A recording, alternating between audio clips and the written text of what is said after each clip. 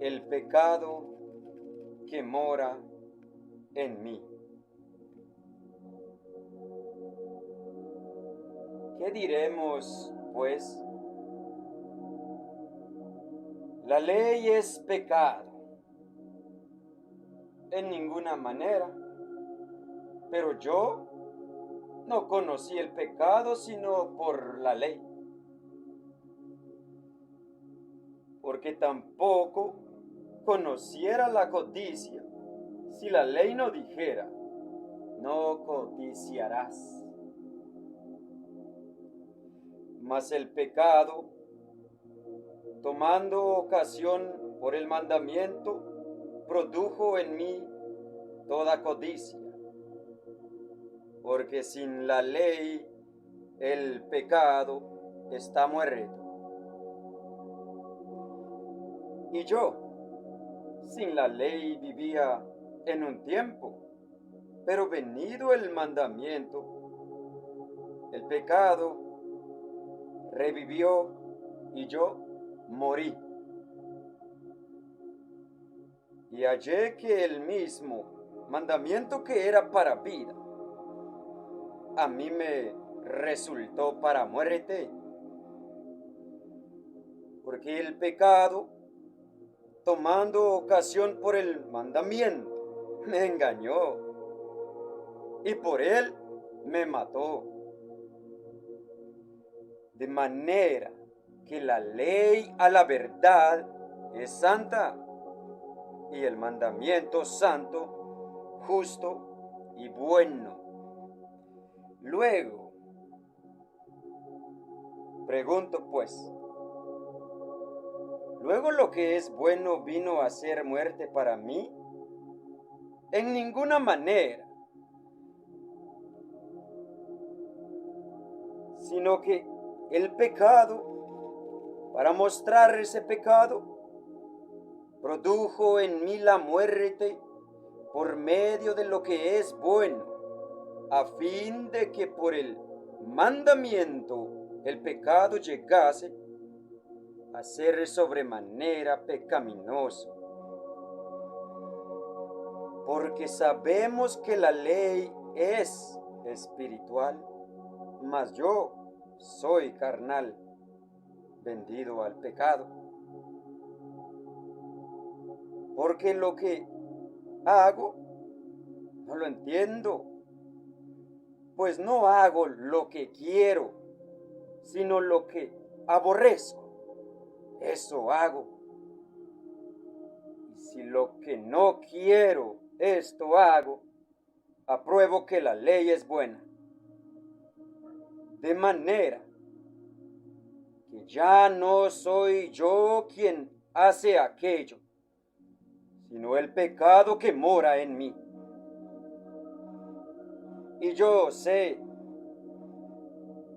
que en mí, esto es, en mi carne, no mora el bien. Porque el querer el bien está en mí, pero no el hacerlo. Porque no hago el bien que quiero, sino el mal que no quiero, eso hago. Y si hago lo que no quiero, ya no lo hago yo, sino el pecado que mora en mí. Así que, queriendo yo hacer el bien, hallo esta ley, que el mal está en mí.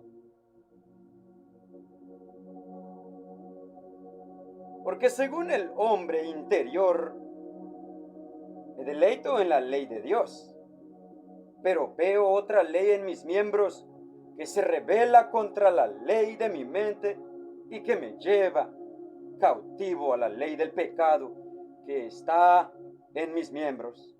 Miserable de mí. ¿Quién me librará de este cuerpo de muerte? ¿Quién? Gracias doy a Dios por Jesucristo, Señor nuestro. Así que yo mismo con la mente sirvo a la ley de Dios, mas con la carne a la ley del pecado. Ahora pues, ninguna condenación hay para los que están en Cristo Jesús, los que no andan conforme a la carne, sino conforme al Espíritu.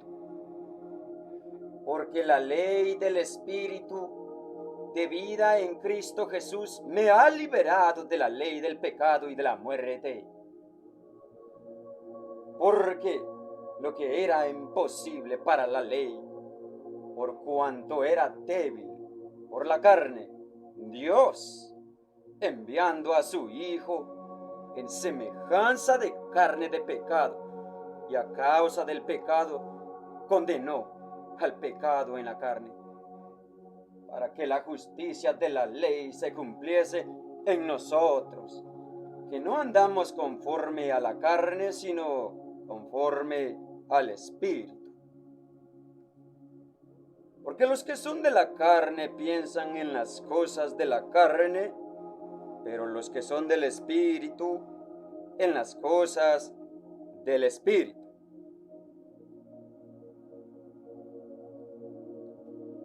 Porque el ocuparse de la carne es muerte, pero el ocuparse del Espíritu es vida y paz.